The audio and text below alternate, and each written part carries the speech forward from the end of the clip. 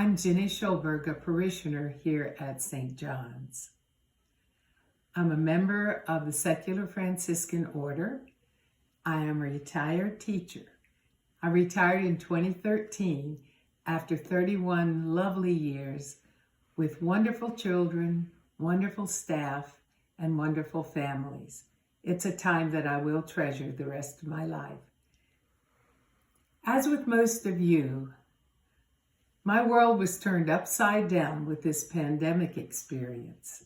We experienced things that we never had even dreamed we could experience, like putting on masks every time we left the house or ran into a grocery store, washing our hands dozens of times a day.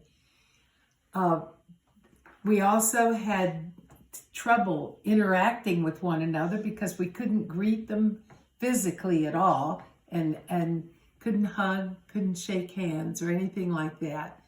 That was brought home to me very, very strongly on Mother's Day when my 4 grandchildren stood in my yard with masks on and I was on the porch with a mask on and we could not communicate except across the yard. We also experienced online masses, and I frequently refer to them as come as you are masses, because you could be out in the yard working, coming in hot and sweaty and dirty, and you didn't have to go shower and get dressed to go to church. You could just flop right down and watch Mass, or participate in Mass, I should say.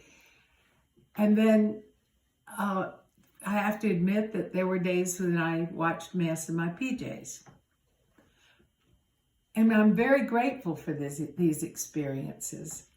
But it lacked something because I was not with my St. John's family praying. I was not with our community, and I missed that terribly. Even more so, I missed the opportunity to physically receive Jesus in the Eucharist.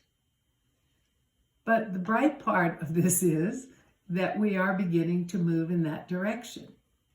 We are doing it very slowly, very carefully, and very safely. And it's going to take a long time to get back to where we are comfortable again. But we can do it. One of the things that has gotten me through these times are the gospel stories for the season of Easter. Jesus tells us over and over again that he is with us. He will not leave us. We are not alone. He is with us every step of the way. And looking back on my own lived experience, my lived experience kind of matches the words in the gospel because Jesus has been with me, and I realize that. And he's with us all. And he's with us every day and every time. Just this week in the gospel, Jesus said, I will not leave you orphans. I will come to you. I will remain with you. And that's something that has been really helpful. I would like to leave you with a quote. It's a quote that was one of my late husband's favorites, and consequently one of my favorites. And it was from Julian of Norwich, a 15th century English mystic. And Julian says, all will be well. All will be well. Every manner of thing shall be well. And I believe that with all my heart.